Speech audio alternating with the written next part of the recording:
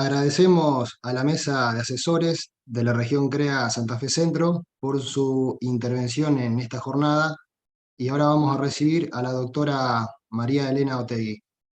Muy buenos días, María Elena. En este segundo bloque, María Elena nos va a hablar de maíz y soja.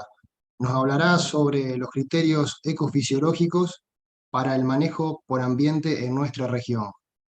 María Elena es profesora titular de la Cátedra de Producción Vegetal en la Facultad de Agronomía de la Universidad de Buenos Aires. Es investigadora en INTA de Pergamino y en el CONICET. Adelante, María Elena, te escuchamos. Cuando quieras podés empezar con tu presentación. Gracias por estar presente. ¿Qué tal? Buen día a todos. Muchas gracias por la invitación a participar. Y bueno, ahí puse la presentación. Díganme si la están viendo más o menos bien. Se está viendo bien, María Elena. Perfecto. Bueno, fantástico.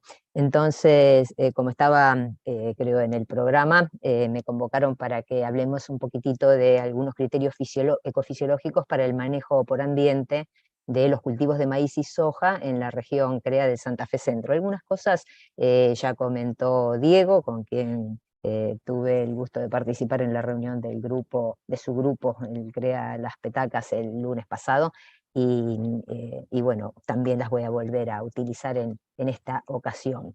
Más o menos el temario que preparé en función de algunas inquietudes recibidas por este grupo y también por el grupo CREA de La Calandria, con los cuales estuve también compartiendo una jornada ya hace un poco más de tiempo, ahora algo más de un mes, es hablar un poco de los ambientes explorados, que me ayuda mucho la presentación que hizo Diego recién, porque dio un panorama mucho más claro y preciso de lo que yo voy a comentar a grandes rasgos al principio de esta presentación.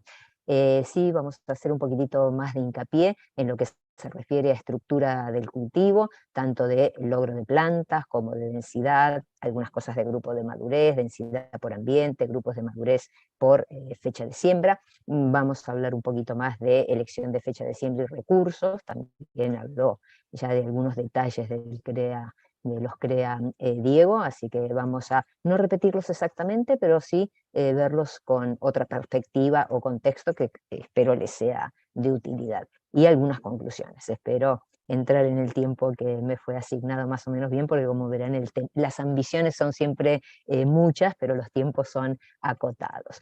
Así que desde el punto de vista de los ambientes abarcados por el CREA, como bien mencionó Diego, hay una heterogeneidad relativamente importante. El CREA Centro de Santa Fe, que sería este de acá, espero estén viendo bien mi mouse señalando, tiene una variabilidad no tanto desde el punto de vista de precipitaciones, porque por aquí está pasando la isohieta de los 800 milímetros, o sea que estarían todos abarcados dentro de lo que solemos denominar región húmeda, pero sí hay una variabilidad de suelos, con suelos de mejor calidad hacia el sur, de los partidos que están hacia el sur de estos CREA, y suelos de un poco de menor calidad hacia el norte, en el caso de la provincia de Santa Fe, y algo también que se repite, aunque no está acá indicado por suelos, sino por precipitaciones, esa línea que les marcaba antes, hacia el sur, sudeste de la provincia de Córdoba, mejores ambientes en lo que se refiere a aspectos edáficos,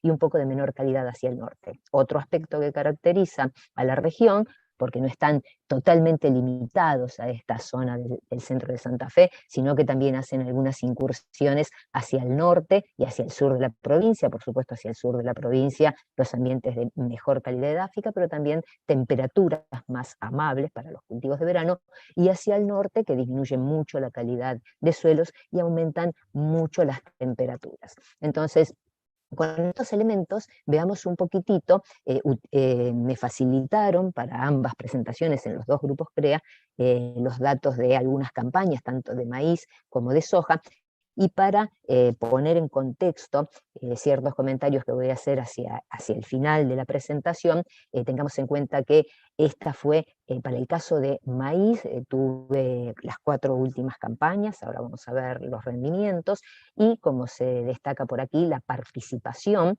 encasillada dentro de departamentos, 9 de Julio, Belgrano, Caseros, Castellanos y demás, es bastante variable, predominan, y por eso algunos comentarios que voy a hacer hacia el final, los partidos de Castellanos y de San Martín, de un total de 1.136 lotes que pudimos limpiar bien, con datos suficientes para algunos análisis. En el caso de maíz, más de un 20% pertenecían al partido de Castellanos y más de un 47% al partido de San Martín, y de esos lotes, un clarísimo predominio del maíz temprano, con más del 80% de los datos, el maíz tardío como único cultivo con un 10%, y el maíz tardío de segunda con un 7,1%. No estoy diciendo esto que sean los valores realmente que tienen finales en todo el CREA Santa Fe Centro, pero sí bastante característicos de estos dos grupos CREAs con los que interactué.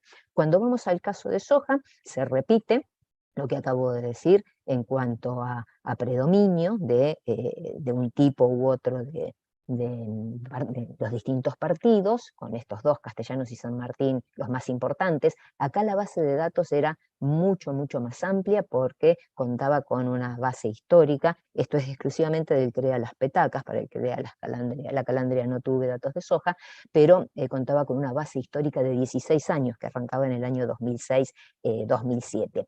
Y tanto en el caso de maíz como en el de soja, un aspecto que quiero destacar de estos dos partidos que se llevan la mayor parte de los lotes de una y otra especie, es que hay una productividad levemente mayor, ustedes lo saben perfectamente y lo comentaba también Diego, en el caso del partido de San Martín, y un poco menor en el caso del partido de Castellanos. Pero, por ejemplo, en el promedio de estos 1.136 lotes de maíz a través de 4 campañas, que ya vimos la impronta de las últimas campañas, fue de 9.500 kilos por hectárea, y, como les comentaba, con una variabilidad bastante importante, dada por la variabilidad interanual, que ahora vamos a ver un poquito más de detalle, pero también por la variabilidad de ambiente que comentábamos. Hay algunos lotes aislados, por ejemplo, en Unión, un lote solo que no vale la pena tener en cuenta.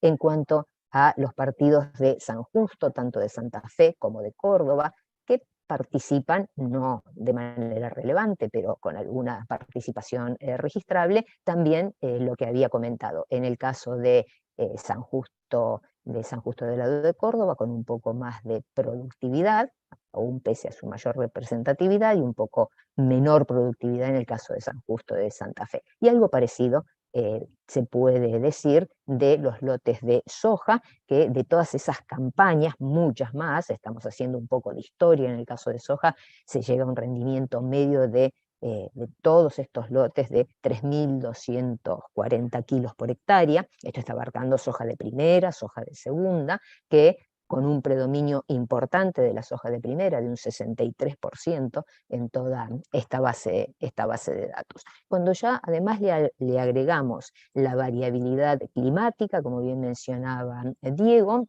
en el caso del maíz observamos rendimientos medios, aunque está más acotada en tiempo, la información tiene la ventaja de haber hecho un relevamiento de las distintas fases del ENSO bastante bueno, porque arrancamos con un niño 18-19, que les recuerdo, porque esto va a ser importante un poquito más adelante, que era un niño que venía de 2 niñas sucesivas, como las que estamos viendo aquí. No agregué el dato de 22-23 porque todavía no estaba disponible cuando hicimos estos análisis, pero ya sabemos, por lo que comentaba Diego, que cayó bastante el rendimiento, probablemente, si no a la mitad, a valores cercanos a la mitad de lo que está aquí representado. Pero lo que les estaba comentando es que es un detalle interesante en comparación entre ambos cultivos, como en el caso del cultivo de maíz, en realidad, tanto el año niño, 18-19, como el neutro y la primera niña, tuvieron rendimientos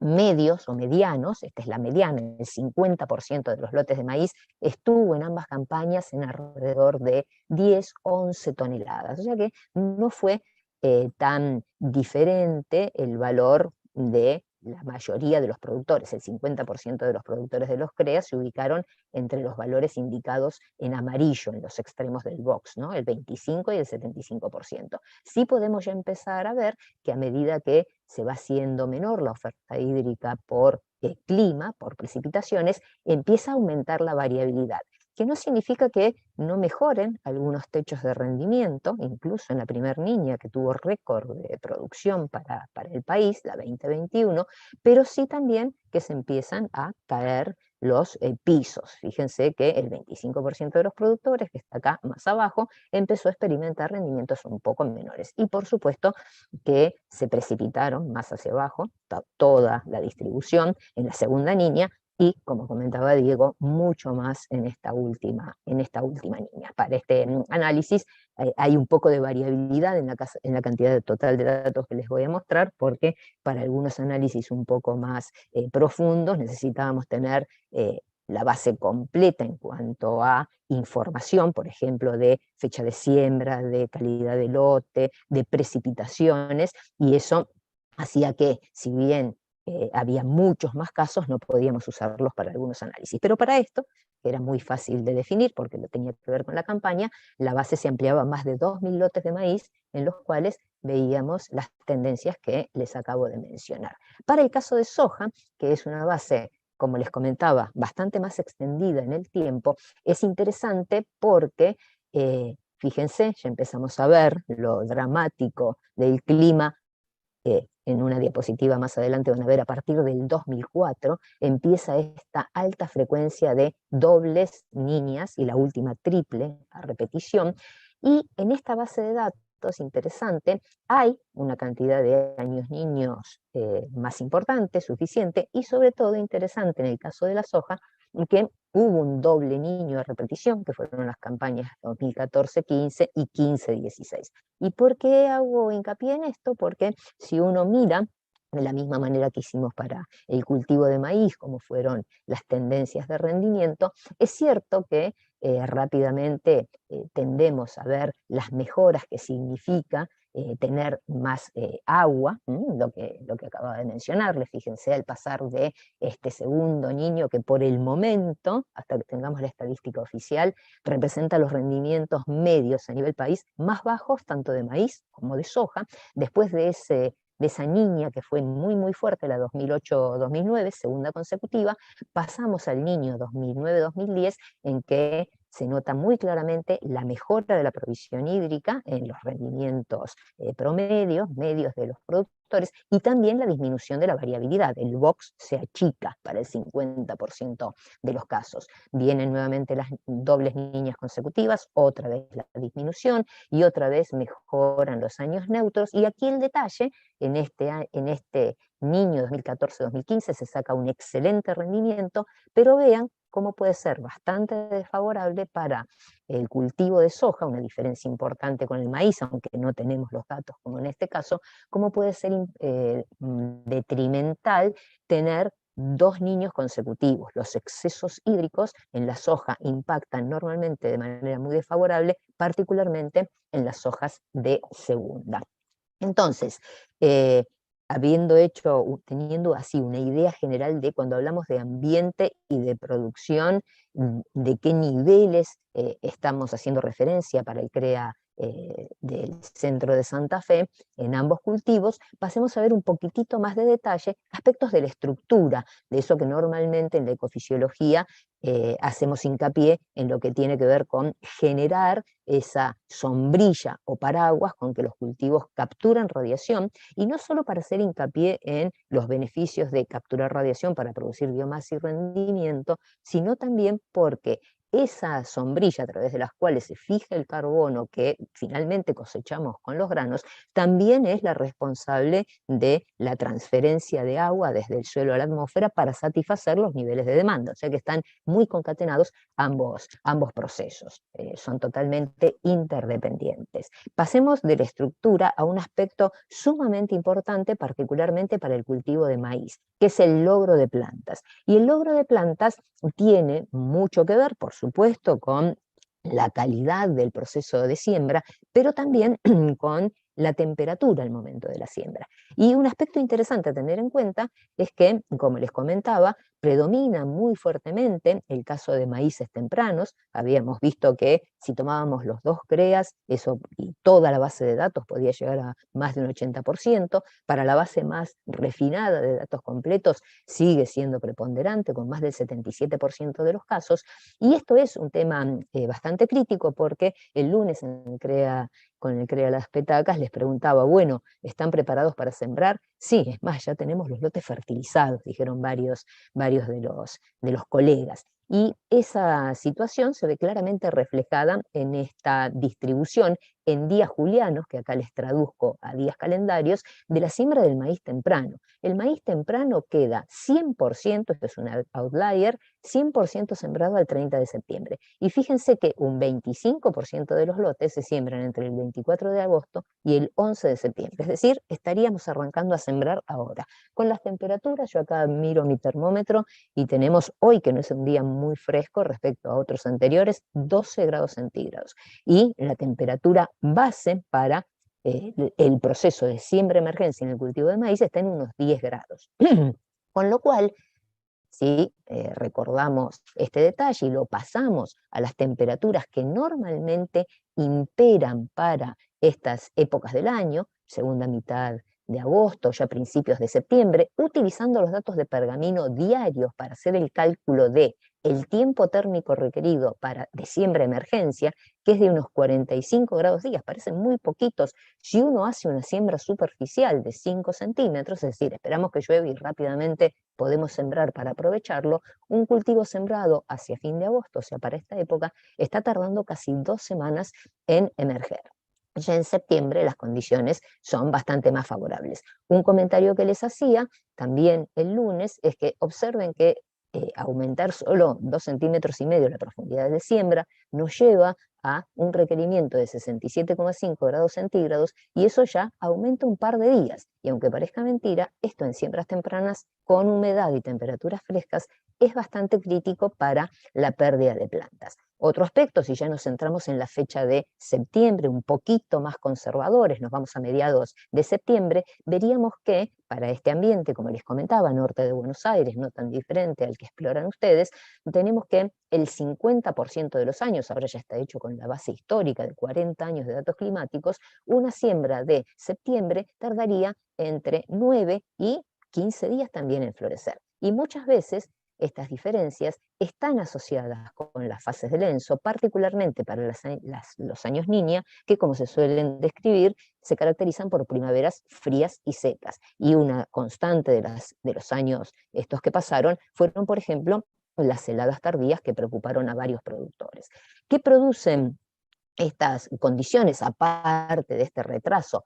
Principalmente pueden llegar a producir desuniformidad, no tanto espacial, asumiendo que tenemos una buena distribución de plantas, sino que pueden llegar a provocar una desuniformidad temporal. Particularmente se ocurren heladas porque no todas las plantas se recuperan a igual tiempo. Y en un ensayo, ahora un poquito viejo, pero no por eso de menor capacidad informativa, que hicimos en el año 2005 con Alfredo Cirilo en el INTA Pergamino, evaluamos los efectos de esa desuniformidad temporal, provocándolo, simplemente sacando plantas y volviendo a sembrar para provocar que hubiese plantas dominadas y dominantes. Fíjense que respecto a un cultivo uniforme, sembrado siempre con distancias a 52 centímetros y 65.000 o 87.000 plantas, una densidad que ahora vamos a ver, ustedes utilizan, ese cultivo que como referencia es el control y tiene cero pérdida, provocar una desuniformidad temporal importante, es decir, que haya un tercio de las plantas con un desfase de hasta 4 puntas de hojas, que a veces ocurre con heladas, como les mencionaba, puede llegar a mermas máximas. Es cierto que una desuniformidad mayor puede significar en muchos casos decidir volver a sembrar el lote o destinarlo a otra cosa, porque se han perdido plantas más que desuniformizarse solamente, pero el solo hecho de desuniformizarlas lleva a pérdidas de un 28, casi 29%. Si además se combina una desuniformidad espacial por mala calidad de siembra, la desuniformidad espacial exclusivamente, un desvío estándar de 15 centímetros nos lleva a una merma del entre el 9 y el 14%, dependiendo de la densidad de plantas, como les decía, y el acumulado de ambos efectos negativos puede llegar a superar el 30%, pero la desuniformidad temporal es algo muy crítico y como conversábamos el lunes con algunos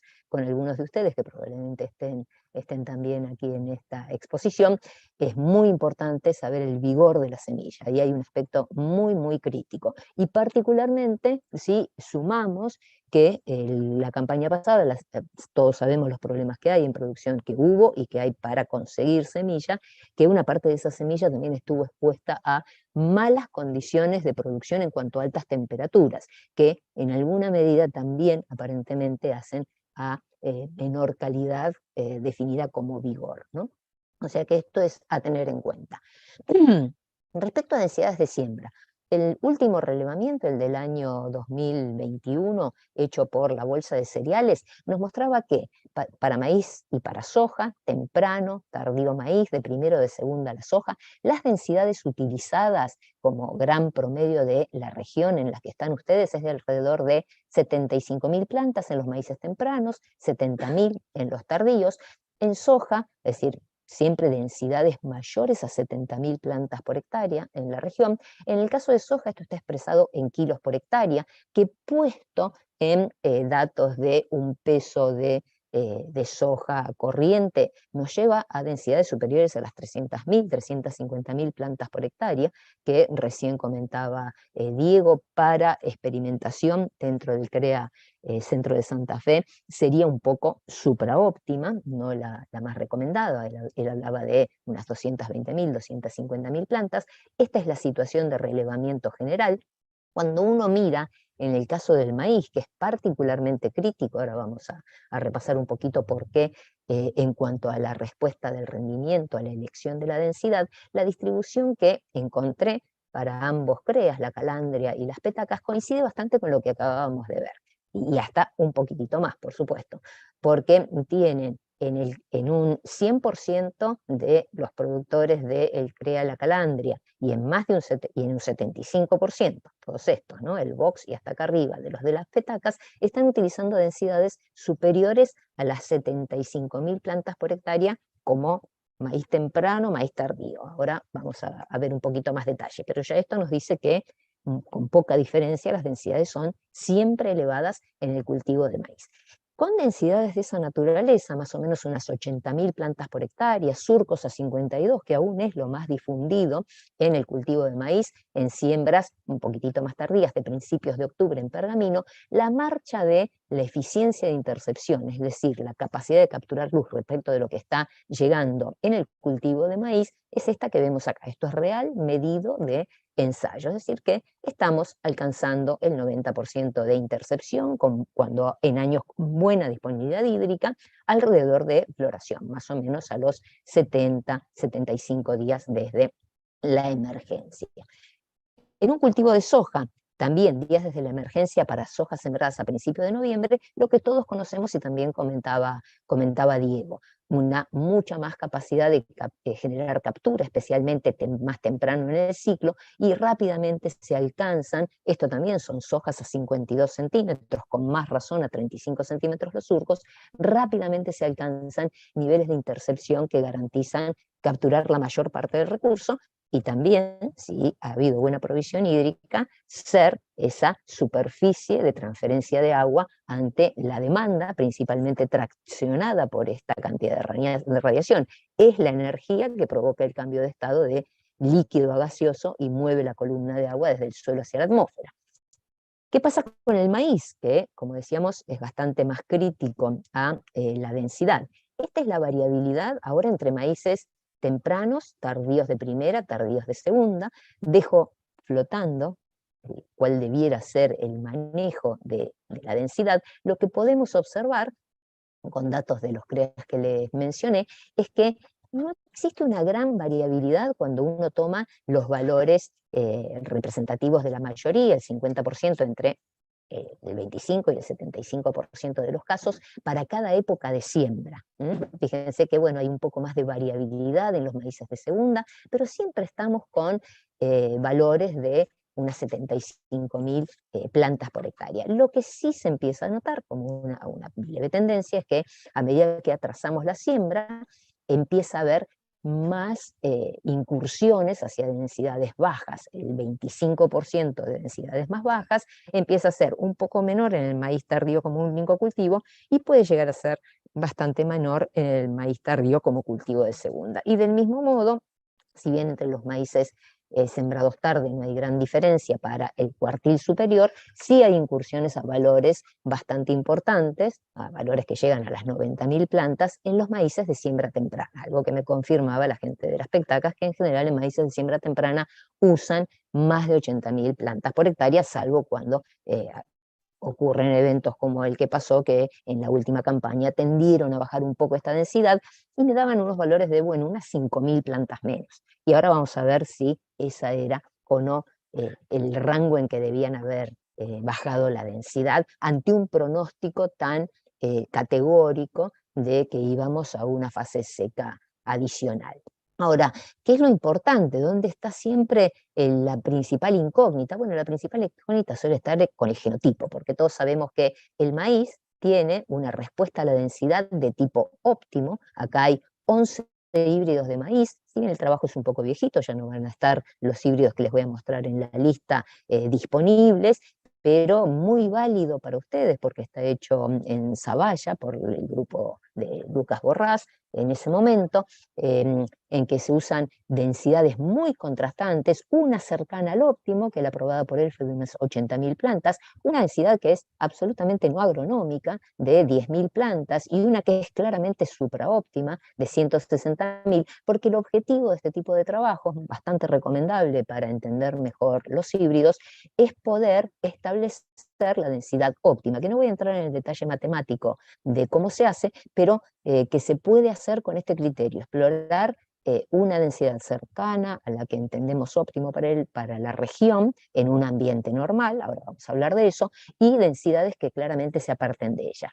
Cuando uno hace ese ejercicio, como promedio de 2 años de ensayo que tuvieron un nivel de productividad algo diferente, no fueron años terriblemente secos, pero hubo un año de un poco menor de rendimiento que el otro. Como promedio de ambos años podemos claramente observar, lo que para muchos debe ser familiar al ver los nombres de los híbridos, como un híbrido más pequeño en altura, más raquítico en tamaño de planta, más corto en ciclo como el de K670, da una densidad óptima, siguiendo esta aproximación, de 120.000 plantas por hectárea, mientras un híbrido muy conocido seguramente por todos, el NK900, por su foliosidad, ciclo más largo, un poco más planófila sus hojas, claramente marca una densidad óptima un poco menor. Como gran mensaje, ¿sí? ¿Perdón? Discúlpame, nos quedan 10 minutitos. Muy bien. Como gran mensaje podemos darnos cuenta que en años con menor calidad de ambiente la densidad hay que disminuirla. Y eso, además, teniendo en cuenta el genotipo. Vamos un poquito a analizar qué evaluamos. Esto lo conocemos claramente. Para cualquier híbrido, a medida que vamos hacia un mejor ambiente, vamos a aumentar la densidad, y a medida que vamos hacia un peor ambiente, como rendimientos como los que hemos tenido en estas últimas campañas, habrá que disminuirla. Lo mejor es tener un índice ambiental, por ejemplo, el índice del partido o el índice de todo el grupo, eso tomarlo como referencia, el índice ambiental promedio de rendimiento, y analizar cada híbrido cómo se comporta en cuanto a la densidad óptima para cada una de esas condiciones de producción. Si tomamos esto como criterio y trasladamos lo que acabamos de ver hace unos minutos respecto a la variación en rendimiento de las últimas campañas, veríamos que nos posicionamos, sin considerar el cero, pero sí rendimientos mínimos de 2.600 hasta rendimientos máximos de casi 16 toneladas, veríamos que nos hubiéramos posicionado en estos niveles. Y que por lo tanto el índice ambiental nos hubiera sugerido que para estas últimas campañas no debiéramos haber superado las 30.000 plantas por hectárea. ¿Esto es correcto? ¿Lo hemos visto tenemos algún dato de la realidad? Bueno, justamente en la segunda línea consecutiva, no en la última, que fue mucho más dramática, teníamos un ensayo bajo riego y secano, como promedio de 3 híbridos, porque para los 3 hubo el mismo comportamiento. Observen que con 30.000 y con 80.000 plantas con ambas condiciones explorábamos el mismo rendimiento en la condición de secano, que fue de casi unas 8 toneladas por hectárea. Por supuesto, con riego, la densidad óptima, si hubiera habido que aumentarla, incluso por encima de las 80.000 plantas. ¿Algún comentario para la soja? Porque en la soja la densidad, el espaciamiento tienden a garantizar esa superficie para capturar radiación, como decía hace un minuto. Pero el grupo de madurez puede ser bastante importante. En el caso de sus CREAs, el grupo de madurez más utilizado es el grupo de madurez 4. Y sin entrar en detalles, solo que recordemos que el vector hacia más largo, siguiendo el vector de rendimiento, son las mejores condiciones, y hacia aquí se proyectarían las peores condiciones de rendimiento, lo mismo para la fecha de siembra, fecha más tardía o más temprana. Fíjense que esto nos dice que para el CREA es un grupo de madurez optimizado, porque el 4 es el que tiende a interceptar el vector de rendimiento hacia valores más altos. Luego el 3, el 5, y ya cuando nos vamos a grupos de madurez, si bien menos representativos, pero el 6 no tan bajo, a grupos de madurez mayores, el rendimiento de manera relativa a través de toda esa base de 6.000 casos tiende a ser menos favorable. Cuando lo combinamos o lo miramos para las distintas épocas de siembra, de primero, de segunda, de soja, en los partidos más representativos, vemos lo mismo. Para las hojas de primera, grupos 4 e incluso 3 maximizan el rendimiento. El 5 ya empieza a disminuirlo, el 6 todavía está en rendimientos relativos superiores, pero ya el 7 interceptaría el vector de rendimiento en valores peores. Miramos las hojas de segunda y el de grupo de madurez 4 todavía se ubican en buenos niveles de rendimiento, mientras que las hojas de segunda todas de por sí tienen rendimientos menores, pero además, a medida que atrasamos, a medida que ponemos grupos de madurez mayores, eso se hace más desfavorable. Algo sobre oferta hídrica. Ya les comenté, hemos tenido muchas niñas a repetición. ¿Qué hacen esas niñas en el ambiente como promedio del rendimiento medio a través de país? Lo vemos claramente. En azul, océano frío, valores de rendimiento por debajo del ajuste general de los datos de los últimos 50 años. Años niño con valores superiores. En porcentaje a nivel país, las niñas representan penalizaciones de entre un 6 y 7%, y los niños representan premios que pueden oscilar entre el 5 y el 11%. Pero veámoslo, esto también se cumple para soja. La soja es muy sensible a las fases niño, con ese detalle de ojo con los dobles niños repetidos, y por el contrario, cultivos de trigo y girasol son ciegos a el fenómeno ENSO, prácticamente ciegos. Incluso puede ser más negativo los años niño en el caso del trigo. Ahora, cuando los vemos en los ambientes de ustedes, lo que notamos es un detalle que en algunos casos repite esas tendencias, pero que vale la pena dar algún detalle. Acá andan Castellano, San Martín.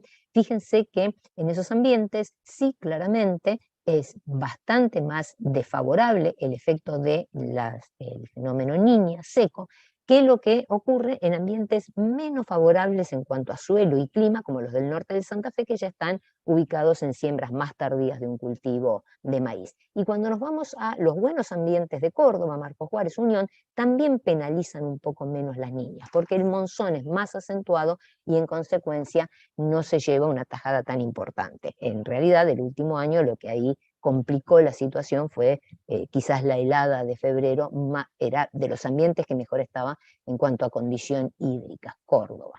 El suelo, como para ir cerrando el tema. Como veíamos al principio, una primera niña puede no ser lo más grave, sobre todo si viene de una fase más húmeda, como ocurrió con esta niña del 2016-17, que arrancamos con los perfiles casi cargados.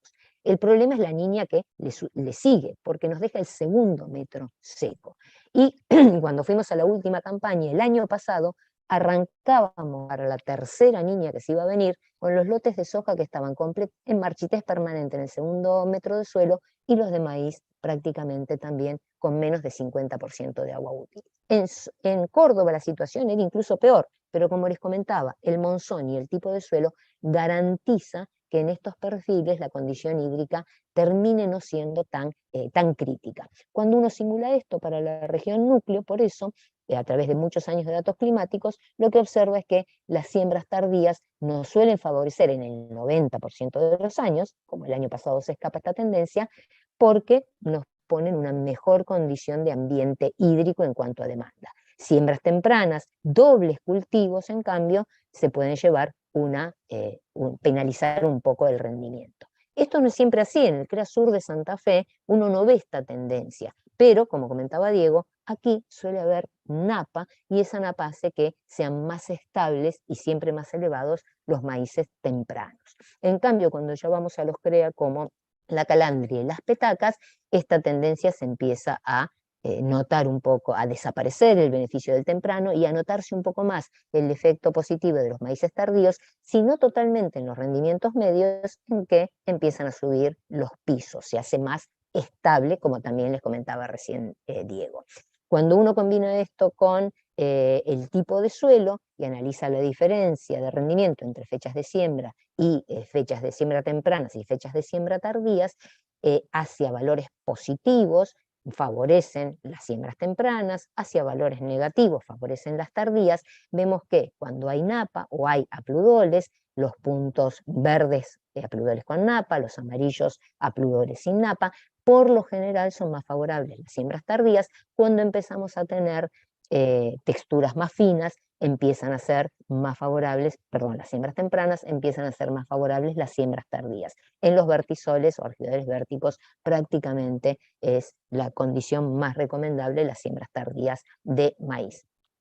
Para cerrar, ¿qué podemos esperar esta campaña en soja? Un poco lo que les anticipaba, de toda la base de datos, fíjense que los niños primeros son los que dan las mejores condiciones de rendimientos relativos. Luego los neutros, luego las primeras niñas pueden no ser tan graves, pero ya segundos niños a repetición y segundas niñas a repetición son las más desfavorables para el rendimiento de soja. Como recuerden que tenemos que proyectar estos vectores. Y eso es indistinto de si se trata de sojas de primera o de segunda. Tanto en sojas de primera, los primeros niños debieran traernos buenas noticias para este cultivo. Pero también en la soja de segunda. Es la condición que suele poner a las sojas de segunda en mejores rendimientos, que de por sí son menos favorables todos conocemos los efectos negativos del atraso de la fecha de siembra. Entonces, como conclusiones, tenemos que conocer el contenido de humedad del segundo metro de suelo, es muy desfavorable para esta campaña, no están cargados la mayoría de los perfiles. Como ya comentó Diego, manejar la densidad defensivamente, como hemos hecho en los últimos años, o más agresivamente, si vamos hacia un año niña. La densidad de plantas, priorizar las siembras, la densidad de plantas regularla de esa manera, en las siembras tardías priorizarlas en las fases secas, pero también cuando arrancamos con poca agua en el perfil, puede ser que no sea lo más recomendable arrancar ya a sembrar con perfiles secos en el caso del maíz. Para la soja va a ser menos crítico. Y por último, algo que también nos comentaba Diego, tener presente que muchas de nuestras simulaciones están hechas sin restricciones nutricionales, y que una paradoja de haber tenido una adopción de maíz tardío es, como bien mostraba Diego también, que dejamos de fertilizarlo. Y si bien podemos apelar al uso del nitrógeno que proviene de mineralización de materia orgánica, eso va cada vez más en detrimento de la calidad del suelo. Bueno, y eso era todo de mi parte. Espero no haberme pasado demasiado en el tiempo.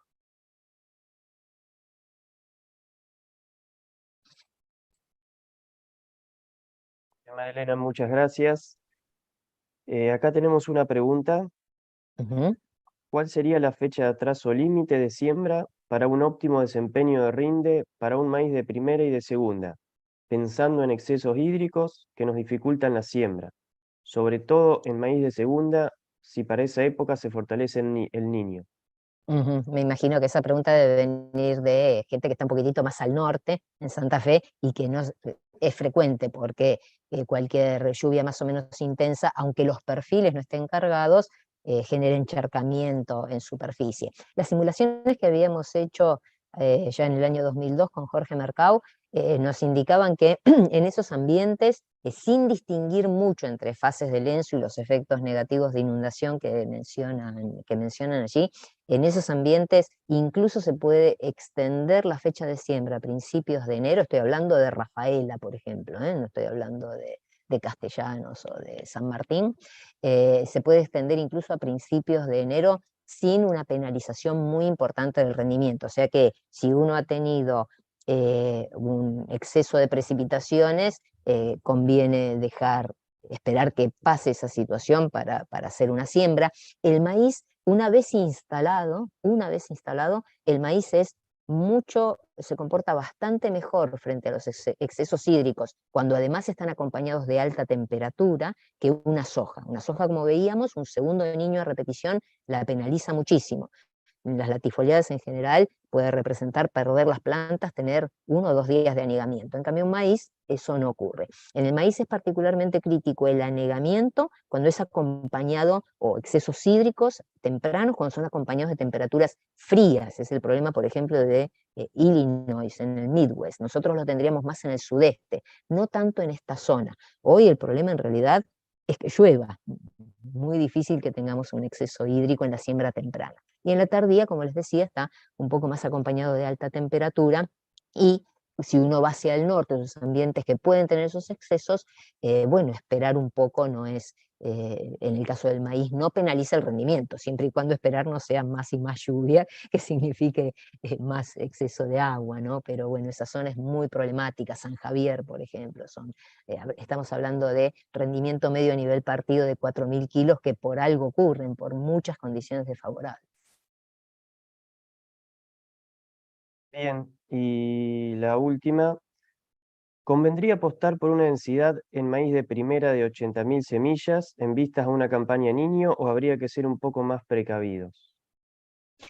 Aquí me parece que es muy importante que dividir las aguas según calidad de suelo y tener o no un horizonte de textural. ¿Por qué lo digo? Porque existe esa tendencia a pensar que llovieron 100 milímetros o más y recargamos el perfil. Cuando hay un horizonte B textural, eso no va a ocurrir, porque es un tapón a la infiltración, que lo que se recarga es el horizonte superficial, y cualquier exceso hídrico, por ejemplo, nosotros en Pergamino decimos, cualquier lluvia de más de 50 milímetros o 2 días de 50 milímetros, esos segundos 50 milímetros no entraron, quedan arriba, y si quedan con una demanda más o menos importante, se van a perder.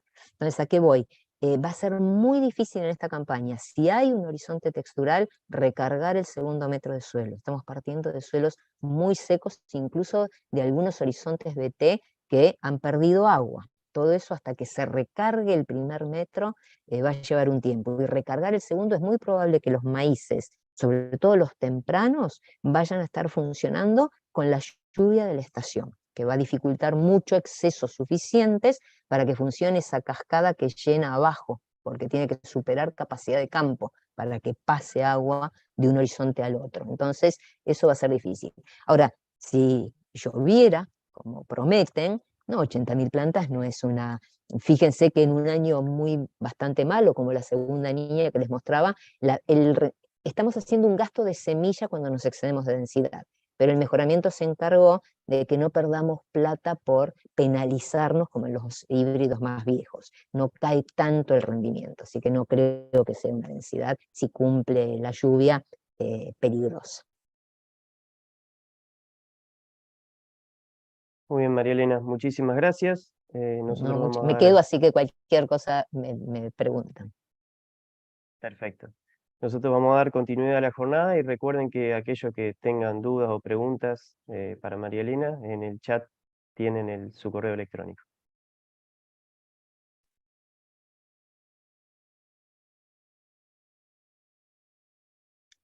Bueno, despedimos a María Elena y le agradecemos por su presentación. Muchas gracias, María Elena, por la valiosa información que nos mostraste hoy. La verdad que muy buena la presentación. Antes de comenzar con el tercer bloque, queríamos invitar a quienes estén interesados en formar un nuevo grupo CREA o ser parte de un grupo CREA ya formado, a que se pongan en contacto con nosotros. Ahí abajo